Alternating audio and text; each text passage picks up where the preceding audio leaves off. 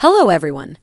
Welcome to United States News. Biden, Xi to hold talks amid new tensions over Taiwan. Presidents Joe Biden and Xi Jinping will speak Thursday, according to a U.S. official, their first conversation in 4 months coming amid new tension between Washington and Beijing over China's claims on Taiwan.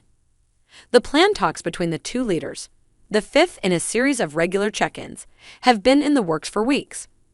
But the possibility of a visit to Taiwan by House Speaker Nancy Pelosi, the top congressional Democrat and second in line of succession to the presidency, has added fresh strain to the complicated relationship. Beijing is warning that it will take forceful measures should Pelosi visit the self-ruled island of Taiwan that China claims as part of its territory. The U.S. official declined to be identified ahead of the public announcement. The schedule was first reported by Bloomberg. Pelosi hasn't confirmed plans to visit Taiwan, but Biden last week told reporters that U.S. military officials believed it was not a good idea for the speaker to visit the island at the moment.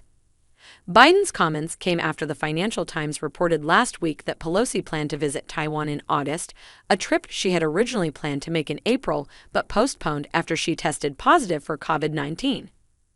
The speaker has declined to comment on whether she plans to visit Taiwan, citing security protocol on her travel. But she said Biden's comments stemmed from military brass being afraid our plane would get shot down or something like that by the Chinese. She would be the highest-ranking U.S. elected official to visit Taiwan since Republican Newt Gingrich visited the island in 1997 when he served as House Speaker. "It's important for us to show support for Taiwan," Pelosi said. "None of us have ever said we're for independence when it comes to Taiwan. That's up to Taiwan to decide." Administration officials have privately stressed to Pelosi that traveling to Taiwan could further complicate a delicate status quo. Chinese officials aren't mincing words, sending a message that a visit by Pelosi would be viewed as a change in U.S. policy and treated as a provocation.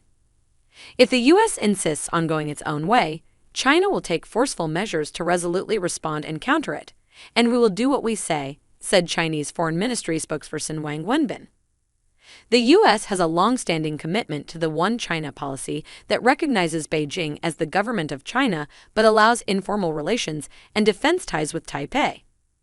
China has stepped up its military provocations against Taiwan in recent years, as the U.S. scrambled to assemble a global coalition to hit the Russian economy with heavy sanctions following Vladimir Putin's ordered invasion of Ukraine. Biden warned allies, particularly those in the Indo-Pacific, that Beijing would be watching closely how democracies responded as it considers its next steps on Taiwan. White House National Security Advisor Jake Sullivan said Friday he fears that Beijing might be gleaning some concerning takeaways from the 5-month-old war in Eastern Europe. But he suggested the moment has also led to careful reflection in Taipei. Not as many people ask, is Taiwan learning lessons from Ukraine? And you can bet they are, Sullivan said during an appearance at the Aspen Security Forum. They're learning lessons about citizen mobilization and territorial defense. They're learning lessons about information warfare and how to set the information space. And they're learning lessons about how to prepare for a potential contingency involving China, and they're working rapidly at that. Taiwan was a central topic during Biden and Xi's last call in March, about 3 weeks after Russia launched its invasion of Ukraine. China has repeatedly threatened to assert its claim to Taiwan by force, and has dispatched hundreds of sorties in Taiwanese airspace since Biden took office 18 months ago. The U.S. is legally obligated to ensure the self-governing island democracy can defend itself and treats threats to it with grave concern.